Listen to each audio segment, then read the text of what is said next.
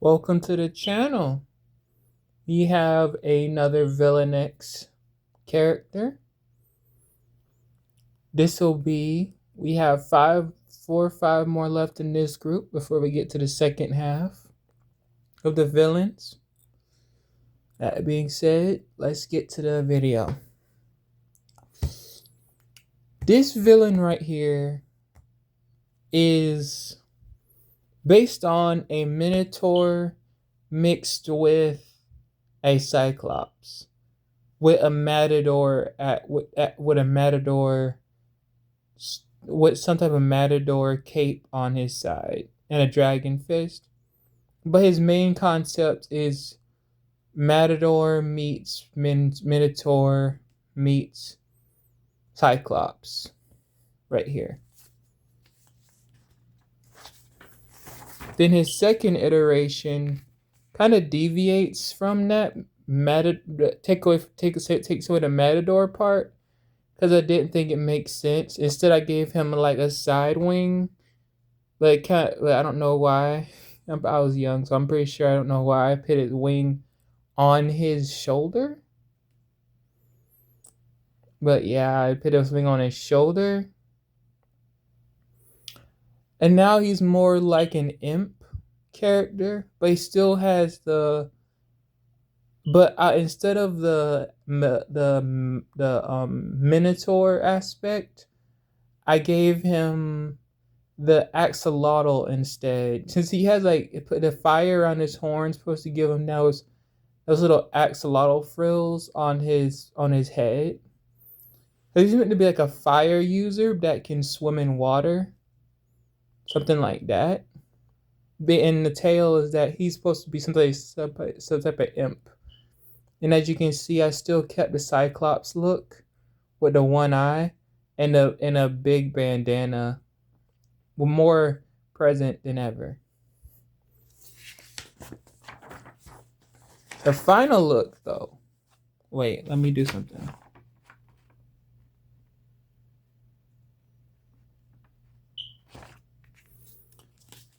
This right here is Strike Flyer. He is a pure weapons type fighter. No magic, even though it looks that way. The last two I forgot to say it, but he's not he is a weapons user, and his weapon is the Shadow Blade or the Shadow Dagger. It itself has magic that when you unsheath it, it is imbued in dark energy and can take a life just by touching the victim.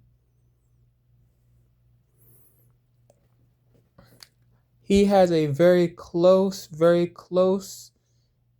enemy-based rivalry with Emerald Wings. Even though he does not really fly, he glides and dives in for attacks.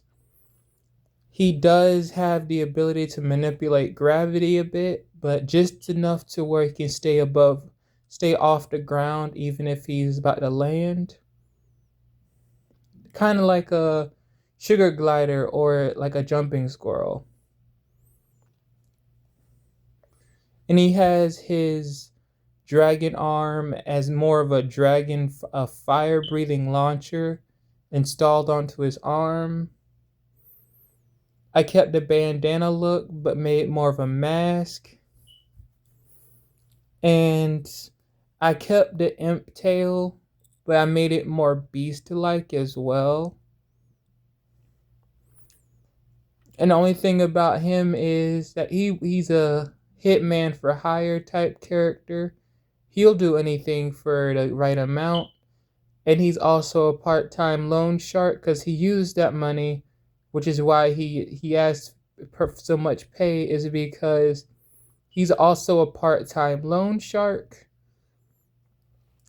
that once he gives you money to borrow, interest goes up very fast, criminally on purpose, so that he gets more profit out of you than you got from asking for money from him. So he has that mob mentality vibe to him.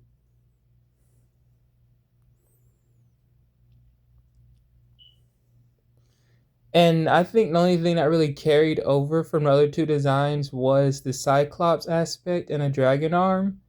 That's by the way, that stuff is actual rib cage. That's coming out of his back, and reaches to his stomach area.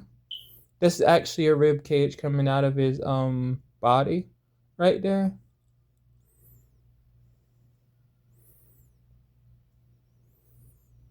Another thing is the color pattern from the second version stayed with the shirt. The shirt pattern color stayed right there. I changed his color. I colored a blue. So I didn't want like the color of the shirt, the armor, everything to be red. That's the main reason. But with that being said, that is the profile for Scott for this character. Hope you enjoyed the video and look forward to more behind the scenes videos like this, and have yourself a wonderful day. Peace.